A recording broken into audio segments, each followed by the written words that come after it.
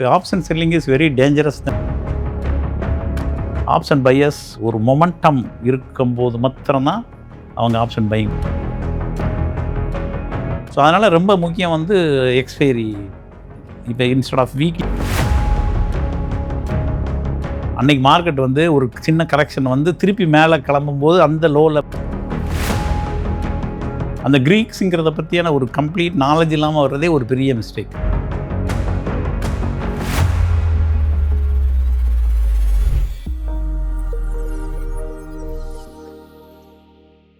ஜீபு நேயர்களுக்கு வணக்கம். Option buying ரொம்ப ஈஸியாக சக்ஸஸ் பண்ணிடலாம் அப்படின்னு ட்ரேடர்ஸ் நிறைய பேர் அது பக்கமாக போகிறாங்க. ஆனால் சில டைம் மார்க்கெட் கரெக்டாகவே இருந்தால் கூட அக்கௌண்ட் வந்து வைப் அவுட் ஆக சான்ஸ் இருக்குது. ஸோ இதுக்கான காரணம் என்ன, இதை நம்ம எப்படி புரிஞ்சுக்கிறது, இதை பற்றி எல்லாம் தான் இன்றைக்கி டிஸ்கஸ் பண்ண போகிறோம். இதை பற்றி நமக்கு எக்ஸ்பிளைன் பண்ணுறதுக்காக ஃபுல் டைம் ட்ரேடர் சுப்புராம் நம்ம கூட இணைஞ்சிருக்காங்க. நம்ம சார் கிட்ட பேசலாம். வணக்கம் சார். வணக்கம்ப்பா சார். இப்போ வந்து மார்க்கெட்டில் வந்து பொதுவாக இருக்க ஒரு கருத்து என்ன அப்படின்னு பார்த்தோன்னா, ஆப்ஷன் செல்லிங் போகிறவங்க வந்து நல்லா வந்து சக்ஸஸ் பண்ணுறாங்க, ஆப்ஷன் பையிங் போகிறவங்க வந்து அதிக அளவு வந்து சக்ஸஸ் பண்ணல அப்படின்ற மாதிரியான ஒரு ஒப்பீனியன் இருக்குது. ஸோ இது உண்மைதானா, இதை நம்ம எப்படி பார்க்கறது, ரெண்டுத்துக்குமே கரண்ட் சினாரியோ எப்படி இருக்குது, அதை பற்றி சொல்லுங்கள். கரெக்ட். இந்த மாதிரியான கூற்று தான் வெளியில் இருக்குது. But option selling is very dangerous then option buying. அந்த உண்மையை நம்ம புரிஞ்சுக்கணும். தியரட்டிக்கலாக பார்த்தீங்கன்னா ஆப்ஷன் செல்லிங்கில் அன்லிமிட்டெட் லாஸ், ஆப்ஷன் பையிங்கில் லிமிட்டட் லாஸ். ஆனால் இதில் வாய்ப்புன்னு பார்த்தீங்கன்னா 80% ஆஃப் த டைம் ஆப்ஷன் செல்லிங்க்கு ஜெயிக்கிறதுக்கு வாய்ப்பு அதிகம், 20% ஆஃப் த டைம் தான் வந்து பையிங்க்கு ஜெயிக்கிற அதிகம். ஸோ அதனால் ஆப்ஷன் செல்லிங் பண்ணுறவங்க கூட ரொம்ப கேர்ஃபுல்லாக, ஆப்ஷன் க்ரீக்ஸை பற்றி ஐடியா இல்லாட்டா கூட அதுக்கு ஒரு ஸ்டாப் லாஸ் ப்ராப்பராக போட்டு பண்ணலைன்னா அவங்க ரொம்ப சீக்கிரமாக அவங்கள கேபிட்டலில் ப்ளோ பண்ணுறதுக்கு வாய்ப்புகள் இருக்குது. ஆனால் அவங்களுக்கு probability of winning is good. So அதனால் ஒரு சின்ன ஜாக்கிரதையாக ஒரு ரிஸ்க்குக்காக ஒரு ஹெட்ஜ் வாங்கிட்டாங்கன்னா so they can do better. Option பையிங்கில் என்ன பிரச்சனைனா, ஏற்கனவே பேசின மாதிரி 20% ஆஃப் த டைம் தான் மார்க்கெட் மூவ் ஆகும். ஸோ அதில் அந்த ஆப்பர்ச்சுனிட்டியில் அவங்க பண்ணாங்கன்னா ஜெயிச்சிருவாங்க. அகைன் இன்னொன்று இருக்குது, அவங்க எடுக்கிற இடம். இப்போ at the money, OTM, out of the money, இந்த மணின்னு சொல்லுவாங்க. ஸோ ஓடிஎம்மோட ஆப்ஷன்ஸ் வந்து சீக்கிரம் கரையக்கூடிய தன்மை இருக்கும். மார்க்கெட் மூவ் ஆனாலும் அந்த இடத்துக்கு போகலன்னா அந்த ப்ரீமியம் 0 ஆயிரும். அதே மாதிரி மார்க்கெட் எங்கேயுமே போகாமல் அட் த மணிலே நீங்கள் வாங்கினா கூட 0 ஆயிரும். இந்த பிரச்சனை இருக்கிறதுனால ஆப்ஷன் பையர்ஸ் ஒரு மொமெண்டம் இருக்கும்போது மாத்திரம்தான் அவங்க ஆப்ஷன் பையிங் பண்ணணும். அப்படி பண்ணலைன்னா அது 0 தான் ஆகும். ஓகே. ஆப்ஷன் பையிங்கை கம்பேர் பண்ணும்போது செல்லிங்கில் ரிஸ்க் கூடவே அதிகமாக இருக்குது. ஆமாம், அன்லிமிட்டெட். ஆக்சுவலாக பார்த்தீங்கன்னா ப்ராக்டிக்காக அன்லிமிட்டெட் லாஸ் எப்பயுமே அது நடக்காது. ஆனால் நடக்கும் எப்போ 20% ஆஃப் த டைம் பையர் ஜெயிக்கும் போது அவங்க தோக்குற நிலைமை வரும். ஸோ அந்த சமயத்தில் அவங்க உள்ளே இருந்தாங்கன்னா மாட்டிப்பாங்க. ஸோ அதனால் அவங்க ஒரு ஹெட்ஜோட ப்ராப்பர் ஹெட்ஜோட போனால் 80% வின்னிங் சான்ஸ் இருக்குது. இன்னொரு பிரச்சனை ஆப்ஷன் பையிங்கில் என்னென்னா டைம் டிகே. ஸோ எல்லாருக்கும் அந்த டைம் டிகே வந்து அவங்களுக்கு ஒரு பெரிய எதிரி. ஸோ அவங்களுக்கு வந்து டைம் டிகே வந்து ஒரு பெரிய வரம். ஸோ இதுதான் இந்த ரெண்டு வித்தியாசம். Okay sir. இப்போ நீங்கள் சொல்கிறத வச்சு பார்க்கும்போது இப்போ வந்து ஆப்ஷன் பையருக்கு வந்து இந்த டைம் டிகே அப்படின்றது ரொம்ப பெரிய எதிரியா சார், அதை எப்படி நம்ம ஹேண்டில் பண்ணுறது? மார்க்கெட்டை டிசைன் பண்ணதே அப்படி தான்.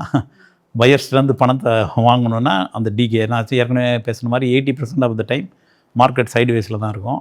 ஸோ அந்த சைட்வேஸுங்கிறது என்னென்னா மேலே கீழே ஒரு ரேஞ்சுக்குள்ளே போகும்போது இந்த ஆப்ஷன் ப்ரீமியம் அப்படியே கரைஞ்சிக்கிட்டே வரும். அது செல்லர்ஸ்க்கு பெனிஃபிட்டாக இருக்கும், ஆப்ஷன் பையருக்கு ஒரு பெரிய எதிரியாக இருக்கும். இதை மாற்றவே முடியாது. இதை தான் ஆப்ஷன் பையர்ஸ் புரிஞ்சுக்கிட்டு அவங்க எப்போ ஆப்ஷன் பை பண்ணணும் அப்படிங்கிறது தெரிஞ்சால் மட்டும்தான் இதில் ஆப்ஷன் பையிங்கில் ஜெயிக்க முடியும். சார் அதே மாதிரி வந்து தீட்டா டிகே வந்து ஆப்ஷன் பையர்ஸ்க்கு வந்து பெரிய டேஞ்சரஸான ஒரு எனிமி அப்படின்னு சொல்கிறாங்க. ஸோ இதை வந்து நம்ம ப்ராக்டிக்கலாக எப்படி தெரிஞ்சுக்கிறது, அதை பற்றி சொல்லுங்கள். நான் ஏற்கனவே பேசுன மாதிரி ஆப்ஷன் பையிங் வந்து நம்ம ஒரு இடத்துல பை பண்ணுறோம். ஸோ மார்க்கெட் வந்து மிக வேகமாக அந்த delta, rate of change of delta வந்து காமான்னு சொல்லுவாங்க. அந்த காமா வேகமாக மூவ் ஆனால் தான் ப்ரீமியம் ப்ரைஸஸ் அதிகமாகும். ஸோ அப்போ அவங்களுக்கு ஒரு ஆப்பர்ச்சுனிட்டி கிடைக்கும். அது நடக்காத பட்சத்தில் என்ன தான் மார்க்கெட் கொஞ்சம் மூவ் ஆனாலும் அந்த டிகேயோட ஸ்பீடு இந்த மூமெண்ட்டை, இந்த டெல்டா மூமெண்ட்டை அதை அப்படியே சர்பாஸ் பண்ணிகிட்டே வந்து அந்த மூமெண்ட்டே இல்லாமல் அந்த டிகே ஃபுல்லாக கம்ப்ளீட்டாக 0 ஆகிற மாதிரி பண்ணிடும். அதனால தான் பொதுவாக எல்லோரும் சஜஸ்ட் பண்ணுறதுனா அட்லீஸ்ட் இந்த மணியில் எடுங்க, அவுட் ஆஃப் த மணியில் எடுக்காதீங்க, ஏடிஎம்மில் கூட எடுக்காதீங்க, இந்த மணியில் எடுங்கம்பாங்க. அதே மாதிரி ரொம்ப ஷார்ட்டாக இன்னைக்கு 2 நாள் தான் எக்ஸ்பைரி இருக்குது அப்படிங்கிற பட்சத்தில் டிகே எஃபெக்ட் ஜாஸ்தியாக இருக்கும். அந்த வாரத்தோட ஆப்ஷன்ஸ் ப்ரீமியம் அப்படியே கொலாப்ஸ் ஆகும். ஸோ அப்போ நம்ம போய் அந்த ஒரு ப்ரீமியத்தை வாங்கினா கூட அது அவுட் ஆஃப் த மணியில் வாங்கினா அது அப்படியே 0 ஆகிறதுக்கு வாய்ப்பு இருக்குது. சப்போஸ் இந்த மணியில் வாங்கினா அப்பையும் அந்த அந்த டைம் வேல்யூ கம்மியாயிரும். அட்லீஸ்ட் ரியல் வேல்யூ கிடைக்கும் உங்களுக்கு, இல்லைன்னா அதுவும் வாய்ப்பு இல்லை. ஸோ அதனால் ரொம்ப முக்கியம் வந்து எக்ஸ்பைரி இப்போ இன்ஸ்டெட் ஆஃப் வீக்லி அவங்க மந்த்லி போனாங்கன்னா, அதே மாதிரி அவங்க மார்க்கெட் சைக்கிள் படியோ இல்லை மொமெண்டம் படியோ ஒரு வியூ கரெக்டாக இருந்ததுன்னா, இந்த வாரம் இல்லாட்டாலும் அடுத்த வாரம் மூவ் ஆச்சுன்னா அவங்களுக்கு வின்னிங் சான்ஸ் இருக்குது அப்படின்னு எடுத்துக்கலாம். Okay sir. இப்போ வந்து ரைட் ஸ்ட்ரைக் ப்ரைஸ் வந்து செலக்ட் பண்ணுறது எப்படி? ஐடிஎம், ஓடிஎம், ஏடிஎம் இதை பற்றி சொல்லுங்கள். ஏற்கனவே சொன்ன மாதிரி இப்போ ஆப்ஷன் க்ரீக்ஸில் டைம் டிகேங்கிறது ரொம்ப முக்கியமான ஒரு ஃபேக்டரு. சப்போஸ் வீக்லி ஆப்ஷன்ஸ் இருக்குது, மந்த்லி ஆப்ஷன்ஸ் இருக்குது, ஈவன் இயர்லி ஆப்ஷன்ஸ் கூட இருக்குது. ஸோ அதனால் எவ்வளோ பக்கத்தில் இருக்கிறோமோ, ஸோ உங்களுக்கு மார்க்கெட்டை பற்றின ஒரு சரியான புரிதல் இருந்து இன்னும் இத்தனை நாளில் இந்த ப்ரைஸ் போகும் அப்படின்னு தெரிஞ்சால் நீங்கள் இந்த மணியில் எடுத்தால் அது கொஞ்சம் நல்ல ஒரு ப்ராஃபிட் கொடுக்க வாய்ப்பு இருக்குது. சப்போஸ் அது நடக்கலை, ஸோ அந்த நீங்கள் நினச்ச மூவ் நடக்கலைன்னா ஏர்லியராக கட் பண்ணிட்டு வந்துட்டால் ஒரு சின்ன லாஸோட வெளில வந்துடலாம். இல்லைன்னா அந்த கம்ப்ளீட் ப்ரீமியம் குறையிறதுக்கு வாய்ப்பு இருக்குது. இதில் தான் நிறைய பேருக்கு பிரச்சனை. ஏன்னா இதை பற்றி இந்த க்ரீக்ஸை பற்றின ஒரு புரிதல் இல்லாமல், இந்த டைம் டிகேங்கிற ஒரு பெரிய வில்லனை பற்றி புரிஞ்சிக்காமல் கொஞ்சம் பணத்தை எடுத்து வந்து ஓடிஎம்மில் என்கிட்ட இவ்வளோ பணம் தான் இருக்குது, அதனால் வாங்குகிறேன், வந்தால் லாபம், வராட்டம் போட்டோம் அப்படிங்கிற மாதிரி ஒரு சூதாட்ட மனநிலையில் தான் நிறைய பேர் இந்த மாதிரி வர்றாங்க. ஸோ அதை கண்டிப்பாக பலன் தராது. எப்போயோ ஒரு வெரி ரேர் அக்கேஷன்ஸில் என்றைக்காவது நடந்திருக்கலாம், மித்தபடி கண்டிப்பாக அந்த பணம் 0 தான் ஆகும். ஸோ இதை தான் வந்து பெரிய ஆளுங்க கலெக்ட் பண்ணுறாங்க. இந்த மாதிரி பணங்கள் தான் பணம் பொறுமை இல்லாதவங்ககிட்ட இருந்து பொறுமையாக இருக்கிறவங்களுக்கு மூவ் ஆகிற ப்ராசஸ். Okay sir. இப்போ வந்து அடுத்ததாக ஆப்ஷன் பையிங்க்கு வந்து எது பெஸ்ட் டைம் ஃப்ரேமாக இருக்கும் சார்? பொசிஷனலாக இல்லை இன்ட்ராடேவா சார்? ப்ரைஸ் கரெக்ஷனில் இருக்கிற ஒரு இடத்துல இருந்தால், ஒரு பொசிஷனில் இருந்தீங்கன்னா ஒரு நல்ல ப்ராஃபிட் வர்றதுக்கு வாய்ப்பு இருக்குது. ஏன்னா மார்க்கெட் அந்த இடத்துலேருந்து அதிகமாக வேகமாக மூவ் ஆகும்போது அந்த ஆப்ஷன் ப்ரீமியம் வந்து ரொம்ப அதிகமாக உங்களுக்கு பணத்தை கொடுக்க வாய்ப்பு இருக்குது. அதே இது நீங்கள் ஒரு கன்சல்டேஷன் மார்க்கெட்டு சொன்னோம் இல்லையா, ஏற்கனவே கன்சல்டேட் ஆகும்போது இல்லை போட்டிங்கன்னா அப்போ டிகே வந்துகிட்டே இருக்கும். மார்க்கெட் மூவ்மெண்ட் இல்லைன்னா உங்களுக்கு அதிக பணம் கிடைக்க வாய்ப்பு ரொம்ப ரொம்ப கம்மி. இன்ட்ராடேயில் என்னன்னா, இன்ட்ராடேலையும் பொதுவாக பார்த்தீங்கன்னா மொமெண்டம் அன்றைக்கி இருக்கணும்.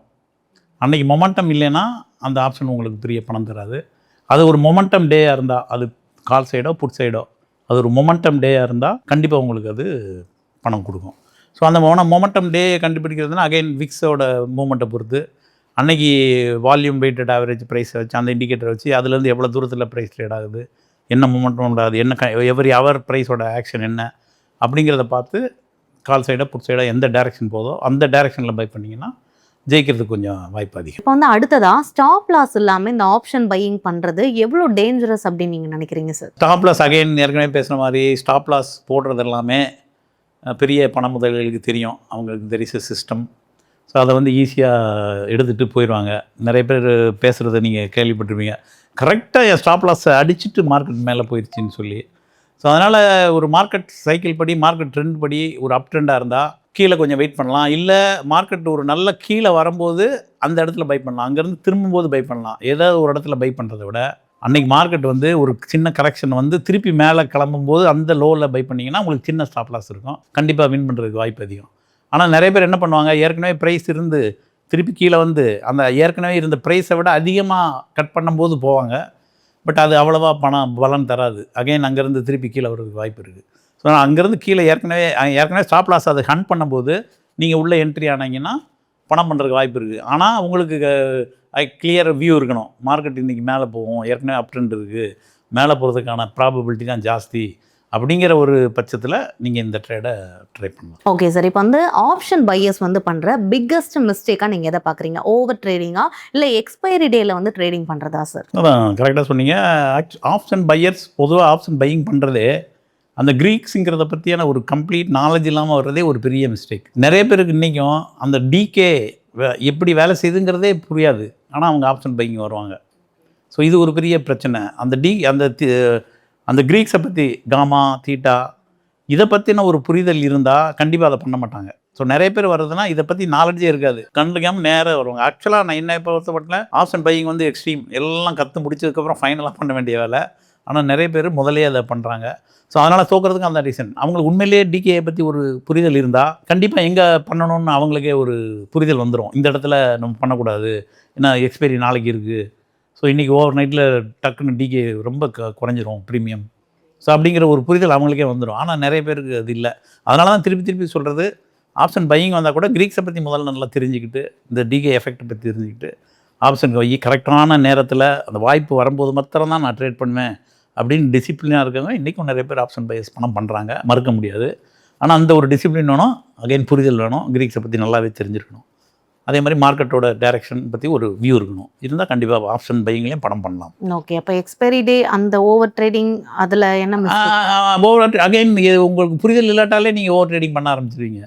கீழே போக போக ஆவரேஜ் பண்ணுவீங்க. அது டிகே பற்றி ஐடியா இல்லைன்னா திருப்பி ஆவரேஜ் பண்ண இன்னும் டபுளாக குறைஞ்சிட்டே போகும். நானே இந்த வேலையை பண்ணியிருக்கேன். ஒரு ஆரம்ப காலத்தில் 50 பைசா போகும், அதை ஆவரேஜ் பண்ணுவேன். 50 பைசா போனது என்றைக்கு மேலே வர்றது, அதை புரிஞ்சுக்கணும். முதல்ல டிஏங்கிறத புரிஞ்சுக்கிட்டு தான் இது வரணும். அது மாதிரி வாய்ப்பு இருக்கும்போது தான் பண்ணணும். ஏன்னா வாய்ப்பு எப்போயுமே வந்துகிட்டே இருக்காது. 20% தான் உங்களுக்கு இருக்கிற வாய்ப்பு.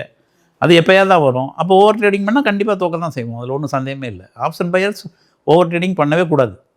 வாய்ப்பு வரும்போது லிமிட்டட் ட்ரேட் பண்ணி நம்ம கண்ட்ரோலாக இருந்தோம்னா ஜெயிக்கலாம். குறைஞ்ச கேபிட்டலில் கூட பெருசாக பண்ணலாம்.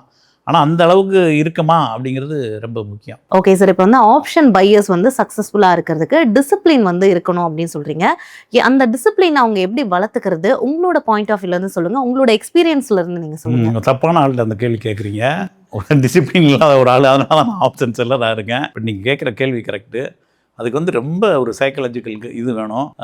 பணத்தை இழந்துடக்கூடாது அப்படிங்கிற ஒரு முக்கியமான இது வேணும். போனால் போகுது அப்படிங்கிற ஒரு மனநிலை இருக்கக்கூடாது. மார்க்கெட்டுக்கு எதுக்கு வர்றோம், சம்பாதிக்கிறதுக்கு வர்றோம். ஸோ நம்மகிட்ட கேபிட்டல் கம்மியாக இருந்தால் அதை எவ்வளவு தூரம் ப்ரொடெக்ட் பண்ணி அதை எவ்வளவு அதில் சம்பாதிக்க முடியுங்கிறது ஒரு குறிக்கோளாக இருக்கணும். ஸோ அதனால் ஆப்பர்ச்சுனிட்டி வரும்போது மாத்திரம் அகைன் அதான் ஆப்பர்ச்சுனிட்டி வரும்போது மாத்திரம்தான் பை பண்ணணும். பட் எனக்கு அந்த ஒரு இது இல்லை, அந்த பொறுமை இல்லை. அதனால தான் நான் செல்லராக மாறினேன். பட் நிறைய பேருக்கு கம்மியாக கேபிட்டல் இருந்தால் ஆட்டோமேட்டிக்காக அந்த ஒரு தன்மை வந்துடும். இப்போ நீங்கள் வேறு வழியே இல்லைன்னா என்ன பண்ணுவீங்க, வந்து ஆகணும். ஸோ அப்படி இருக்கும்போது அந்த இது வரணும். ஸோ அதை வந்து அந்த மாதிரி பண்ணால் ஈவன் ஒரு வாரத்தில் சம்பாதிக்கிறது ஒரு மாதத்தில் சம்பாதிக்கலாம். 12 மாதம் சம்பாதிக்கும் போது கேபிட்டலோடு அதிகமாகவே பண்ணலாம். ஸோ இதில் ரொம்ப முக்கியம் வந்து அந்த ஒழுக்கம் தான். அதை பற்றி அறிவு, போதிய அறிவு, ஒழுக்கம், அந்த ஒரு வியூ இது இருந்தால் கண்டிப்பாக சக்ஸஸ். ஓகே சார், இப்போ வந்து நீங்கள் வந்து சொன்னீங்க கம்மியான கேபிட்டல் வந்து ஒரு ட்ரேடர் வச்சுருந்தாங்கன்னா அவங்க வந்து ஆப்ஷன் பையிங்க்கு போயிடுவாங்க அப்படின்னு சொல்கிறீங்க. ஸோ வந்து அவங்க எவ்வளோ கேபிட்டல் வந்து வச்சுருக்கணும் சார்? கரெக்டு, அதே தப்பு தான். கம்மியான கேபிட்டல் வச்சுட்டு பையிங் வர்றதே தப்பு தான். எப்படி ஒரு ஆப்ஷன் செல்லர் எவ்வளோ அமௌண்ட் வச்சு பண்ணுறாரோ அவரை வந்து அதுக்கு ஒரு லாட் எடுப்பார். அந்த ஃபுல் 1.5 லட்சம் 2 லட்சத்துக்கு ஒரு லாட் எடுக்க முடியும்னா இவர் 5000 ரூபா போதும். ஆனாலும் அந்த பணத்தை கையில் வச்சுட்டு அவர் ட்ரேட் பண்ணால் அவர் ரிஸ்க் ரிவார்டு ரேஷியோவில் ஒரு 4 ட்ரேடு மிஸ் ஆனால் கூட ஒரு 5-6 ட்ரேட் அவர் லாபம் பண்ணும்போது மொத்தத்தில் லாபத்தில் முடியலாம். ஆனால் நிறைய பேர் பண்ணுறது என்கிட்ட கம்மி கேபிட்டல் இருக்குது, ஸோ நான் அதை வச்சு இதுதான் பண்ணுறேன் அப்படிங்கிற அந்த பேசிக் இதே அங்கே கொலாப்ஸ் ஆகிடுது. அந்த 5000 ரூபா போச்சுன்னா அதுக்கப்புறம் அவர்கிட்ட கேபிட்டல் இருக்காது. அதே இது 1.5 லட்சம் 2 லட்சம் கையில் வச்சுட்டு ஒரு 5000 நம்ம பண்ணும்போது கொஞ்சம் ரிஸ்க் கம்மியாக லாஸ் வரும்போதே கட் பண்ணி நம்ம ட்ரேட் பண்ணும்போது நம்மளுக்கு ரிஸ்க் ரிவார்டில் நம்ம நிறைய ட்ரேட் தோற்றா கூட ரிவார்டு அதிகமாக வச்சு ட்ரேட் பண்ணும்போது பையிங்கில் பொதுவாகவே ரிவார்ட்ஸ் ஜாஸ்தி, ஆட்டோமேட்டிக்காக நம்ம வின்னிங்கில் வருவோம். ஸோ அதனால தான் ஆப்ஷன் செல்லர் என்ன கேபிட்டல் வச்சு பண்ணுறாங்களோ அதே அளவு கேபிட்டலில் வச்சு ஆப்ஷன் பையிங் பண்ணால் ப்ராபபிலிட்டி ஆஃப் வின்னிங் வந்து அதிகம். ஓகே சார், கண்டிப்பாக இப்போ வந்து ஆப்ஷன் பையிங்கில் சக்ஸஸ் ஆகிறதுக்கு என்ன பண்ணணும், என்னென்ன பண்ணக்கூடாது, ட்ரேடர்ஸ் வந்து அதில் என்ன மிஸ்டேக்ஸ் பண்ணுறாங்க அப்படின்னு நிறைய விஷயங்களை சொல்லியிருந்தீங்க. ரொம்ப ரொம்ப நன்றி சார். இன்னைக்கு நம்ம ஆப்ஷன் செல்லிங்கில் மட்டும் இல்லை, ஆப்ஷன் பையிங்கில் கூட ட்ரேடர்ஸ் சக்ஸஸ் ஆக முடியும் அப்படின்ற விஷயத்தை தான் தெரிஞ்சுக்கிட்டோம். ஸோ இந்த வீடியோ உங்களுக்கு பிடிச்சிருந்துச்சு அப்படின்னா லைக் பண்ணுங்கள். இந்த வீடியோ உங்களுக்கு யூஸ்ஃபுல்லாக இருந்துச்சு அப்படின்னா உங்களோட ஃப்ரெண்ட்ஸ் அண்ட் ஃபேமிலிஸ்க்கு ஷேர் பண்ணுங்கள். உங்களுக்கு ஏதாவது டவுட்ஸ் இருந்தாலும் கமெண்ட் செக்ஷனில் கமெண்ட் பண்ணலாம். மறக்காமல் ஜீபு சேனலை சப்ஸ்கிரைப் பண்ணிடுங்க.